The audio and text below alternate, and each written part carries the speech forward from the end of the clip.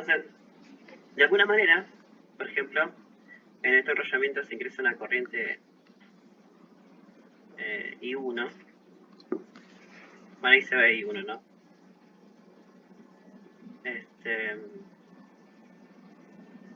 está claro que cuando ingresa la corriente por este cable, por este enrollamiento, ¿sí? Genera un campo magnético, que así como está el enrollamiento, ese campo va a ir de izquierda a derecha, ¿no? Y como va a atravesar una sección, ¿no? O sea, hay flujo magnético ahí. Entonces, uno puede pensar que algo del flujo de lo que origina este primer enrollamiento, esta primera bobina que está acá, ingresa en este que está de este lado. ¿Sí? O sea, es como que uno puede pensar que líneas de campo ingresan que se producen, digamos, ¿no? En el primer enrollamiento ingresan en el segundo. Cuando eso sucede, ¿sí? Si se dan una serie de condiciones, se puede inducir una FEM en esta segunda parte de este acoplamiento, en lo que es el enrollamiento número 2, ¿no?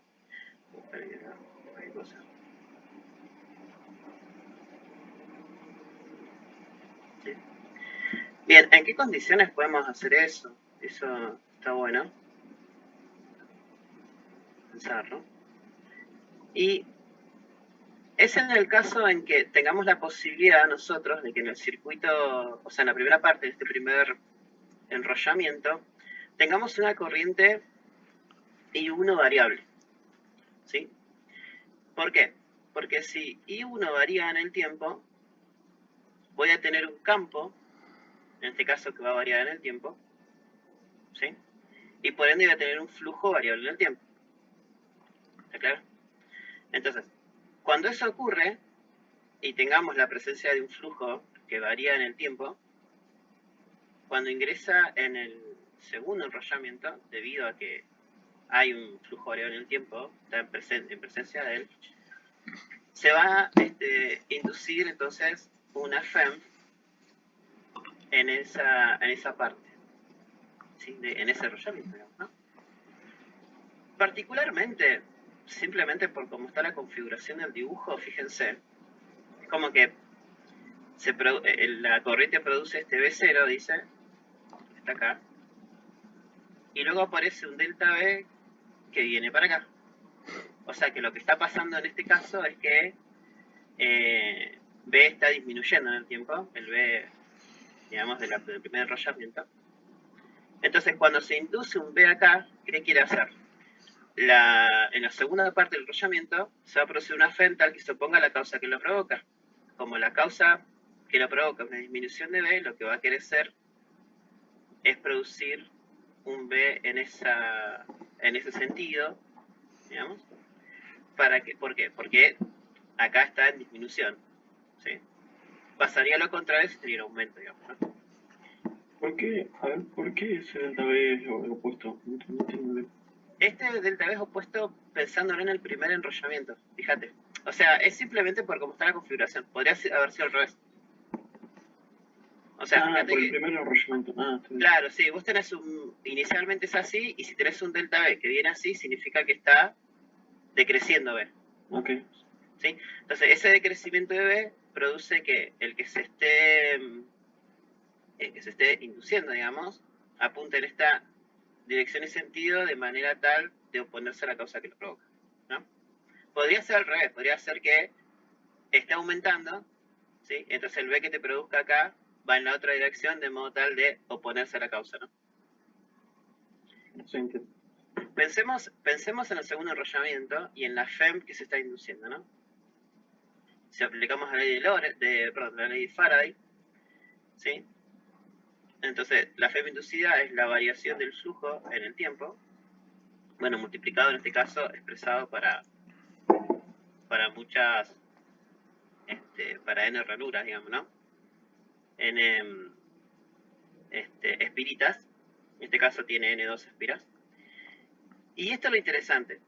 Esto se puede hacer de muchas maneras, simplemente acá conceptualmente uno puede pensar lo siguiente. el flujo 2.1, es decir, el flujo que ingresa a la zona 2 producido por el primer enrollamiento, es proporcional a I1, ¿sí? Este alfa significa una constante de proporcionalidad y nada más, ¿sí?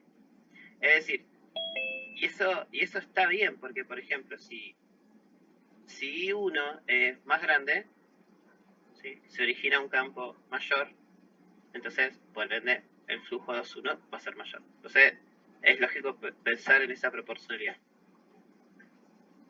Si ponemos esa condición, digamos, de que hay una proporcionalidad entre este flujo 2.1 y esta corriente I1 originada acá, ¿sí?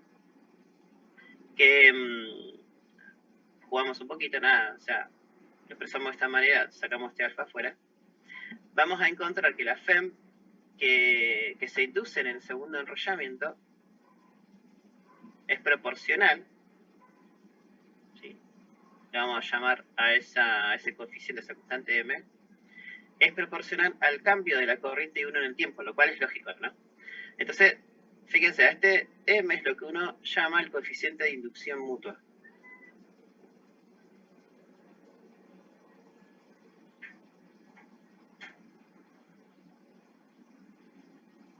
Coeficiente de inducción mutua.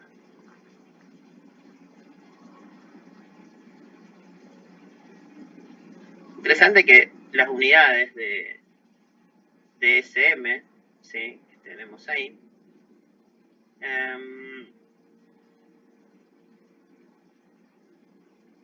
fíjense, esto podemos escribir, a ver, esto que está acá, sí, es igual a esto que está acá.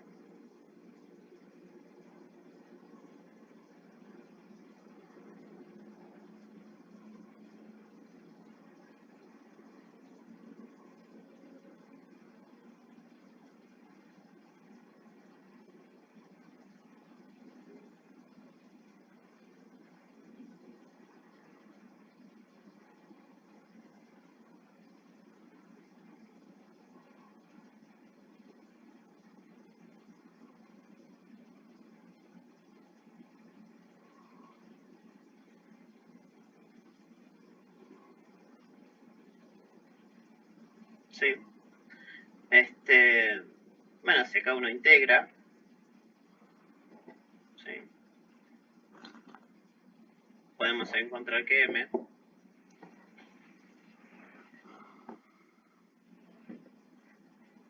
N2, bueno, por el flujo 2.1, que le pusimos esa etiqueta, ¿no? Si lo hubiésemos hecho al revés, da igual, ¿no? Fíjense las unidades de este coeficiente de inducción mutua, ¿sí? Tenemos el flujo, un flujo dividido corriente, esto es Weber dividido Ampere, ¿no? Y esto es lo que uno llama Henry, ¿sí? Henry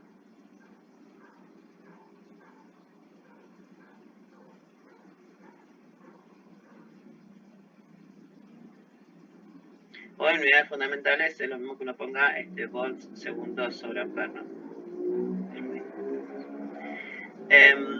Entonces, recopilando, este coeficiente de inducción mutua va a depender de la disposición de ambos en el circuito, ¿no? De la disposición de ambos arrollamientos o enrollamientos. Ahora, se habrán dado cuenta ustedes, seguramente, que... Me acabo de cortar un poquito acá. ¿Sí? Se habrán dado cuenta que dicen, bueno, pero si nosotros tenemos... Ahora pensamos solamente en el enrollamiento 1, por ejemplo. Solamente en este enrollamiento.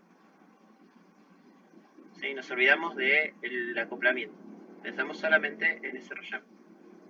Si pensamos solamente en ese enrollamiento, fíjense que es simple porque yo digo, bueno, pero si tengo una corriente I1 que yo la puedo variar en el tiempo, ¿sí? Si varía en el tiempo, implica que tengo, al tener esa corriente variable en el tiempo, tengo un campo, ahí estoy identificando, variable en el tiempo, entonces como tengo un área ahí, tengo un flujo que varía en el tiempo, por ende, se autoinduce, ¿sí? una FEM, producto de esa variación de flujo en el tiempo. Pero esto es lo que pasa en la propia bobina, ¿sí? En el propio enrollamiento número 1, ¿sí? Entonces, fíjense, si pensamos y si planteamos la ley de Faraday, ¿sí? Para el enrollamiento número 1, bueno, acá puedo multiplicar y dividir por este diferencial de corriente I1, siempre pensando todo en 1. Fíjense que podemos tener acá que esta FEM que se induce en el propio enrollamiento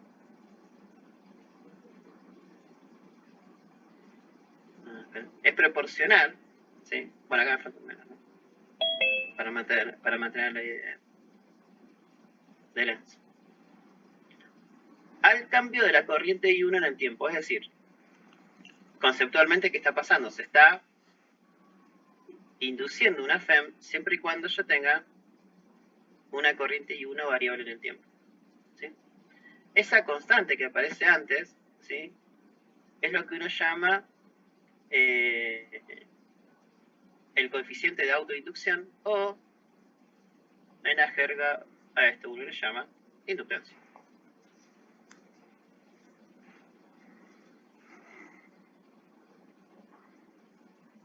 Entonces fíjense que ahí estoy pensando solamente en la presencia de este enrollamiento en el circuito, ¿no? Entonces, esta inductancia, ¿sí? Que tenemos acá, ¿de quién va a depender? Va a depender de la cantidad que tenga de bobina, ¿sí?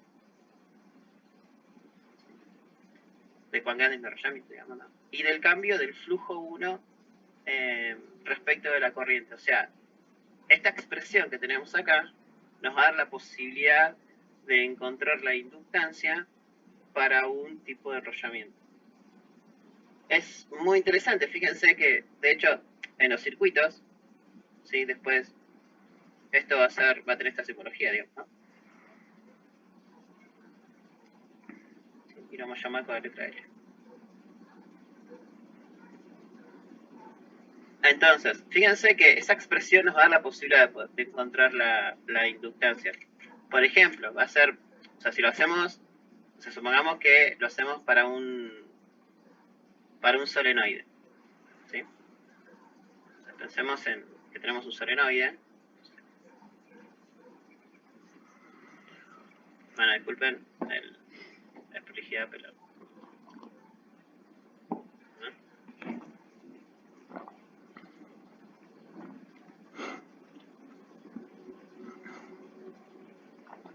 Creo que está en la práctica, así que por ahí vamos a contarlo nomás para que después lo hagan a cuenta ustedes.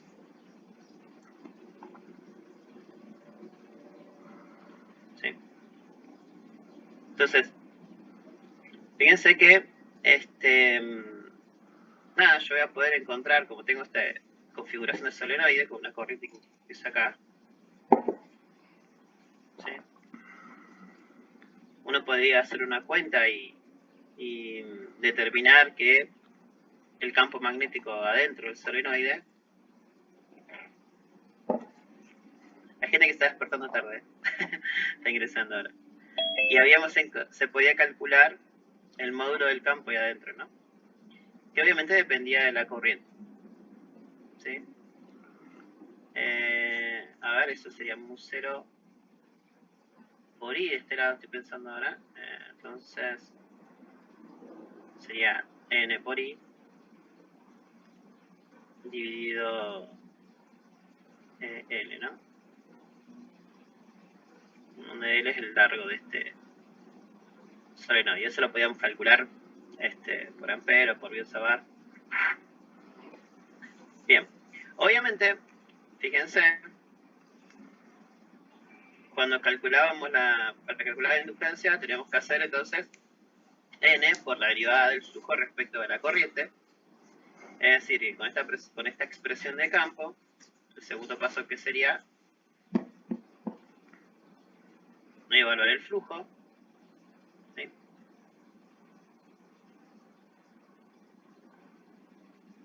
¿No? Este flujo va a ser directamente este B por A, ¿sí?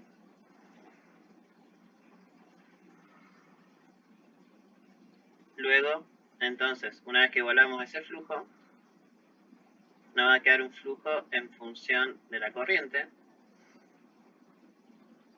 ¿Sí? Vamos a poder escribir flujo como función de la corriente I. ¿Sí?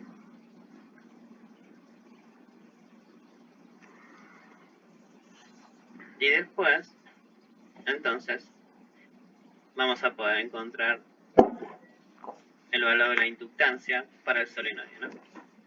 Entonces, un poco ese será el procedimiento para hallar la inductancia. Una cosa interesante, porque van a poder hacer una analogía completa con lo que pasa con la capacidad, digamos, L también va a ser una función va a depender un poco de la geometría del sistema que tenga. Va a depender del largo de ese solenoide, ¿sí? Va a depender del medio, ¿sí? Y de la cantidad de bobinas que uno tenga, ¿no? Para hacer ese enrollamiento. Una cosa importante, ¿sí? que se puede calcular, se puede determinar, eso por ahí lo podemos, bueno, puede ser acá, es que uno puede calcular la energía almacenada, ¿sí? La energía almacenada, que a propósito lo ponemos con un subíndice B, ¿no?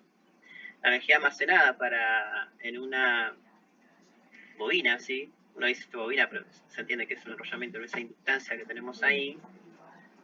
Eso les va a quedar, se hace una cuenta, un medio de L por I cuadrado. Y lo interesante es si uno evalúa la densidad de energía. ¿Se acuerdan lo que es la densidad de energía? Era como ese modelito que hacíamos, ¿se acuerdan? Cuando vimos los capacitores.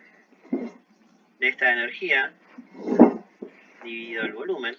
Si pensamos en un volumen ahora, en su momento tiene una cierta sección A. ¿Sí? Entonces, esta es una cuenta linda para que hagan.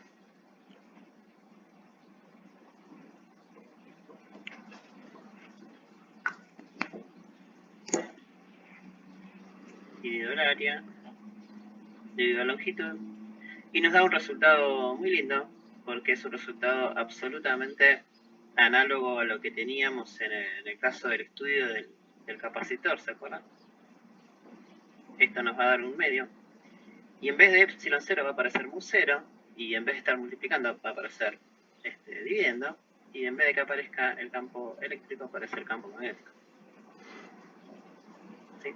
Esto está buenísimo porque, fíjense, o sea, de alguna manera el inductor, esta inductancia, nos habla de almacenar energía, ¿no? En un campo magnético. ¿Sí? Está buenísimo. Entonces, la energía almacenada en el inductor se encuentra, podemos decirlo así, en el campo magnético. O sea que de eso sirve, profe, circuito. Claro, ahora va a quedar, por ejemplo, en el circuito, por ejemplo, que tenemos acá, que es el típico transitorio RL, constituido por una resistencia y esta bobina que tenemos ahí. Entonces, si cerramos, ponemos el interruptor, lo ponemos en A, este switch lo corremos hasta acá, por ejemplo, ¿no? Vamos a poder estudiar lo que ocurre en este transitorio, ¿no? Desde que lo cerramos hasta un tiempo largo, ¿no? Entonces, el estudio es muy parecido a lo que hacíamos en el capacitor, ¿sí? Tenemos una fuente que alimenta esta FEM, esta resistencia, esta bobina que está acá.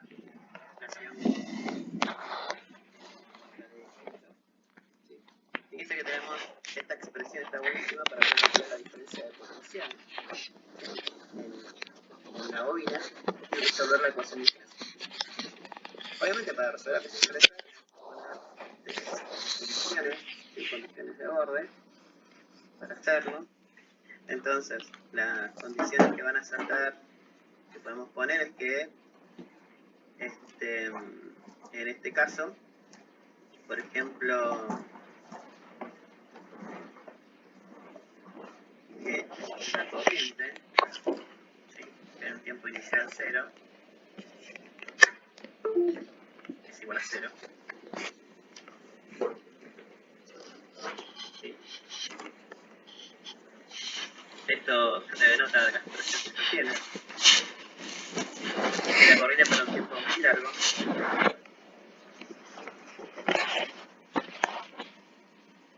tiende a la FEM sobre R, ¿no? Entonces, un poco respondiendo a lo que me preguntabas recién, ¿sí? Fíjense que también tenemos acá muy similar a lo que pasaba en un circuito anterior, que teníamos un capacitor y una resistencia, en un RC. Tenemos abajo del tiempo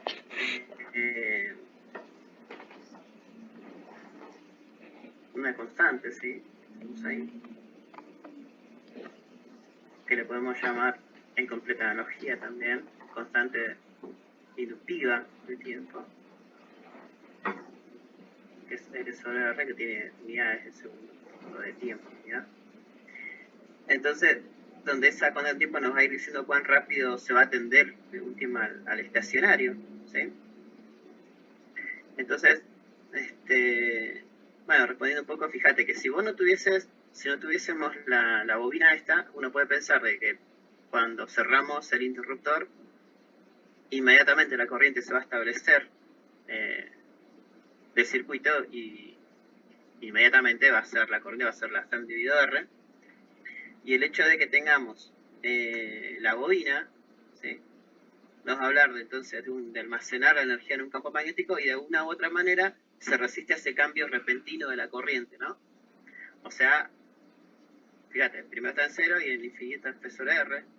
Entonces como que podemos pensar de que se resiste a ese cambio que inmediatamente sea FEM sobre R, ¿no? Entonces de una u otra manera esa podría ser la función de esta bobina acá, digamos, ¿no? O sea, va a pasar un ratito de tiempo hasta que se establezca la corriente de ese valor.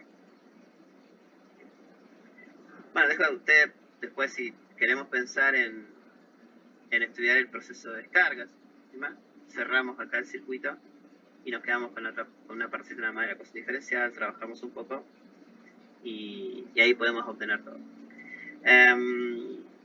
Bueno, tenemos la corriente, o sea que ya tenemos toda la información, porque después con esta información vamos a poder encontrar la caída de potencial haciendo la derivada de esto, multiplicándolo por L. Podemos jugar un poco.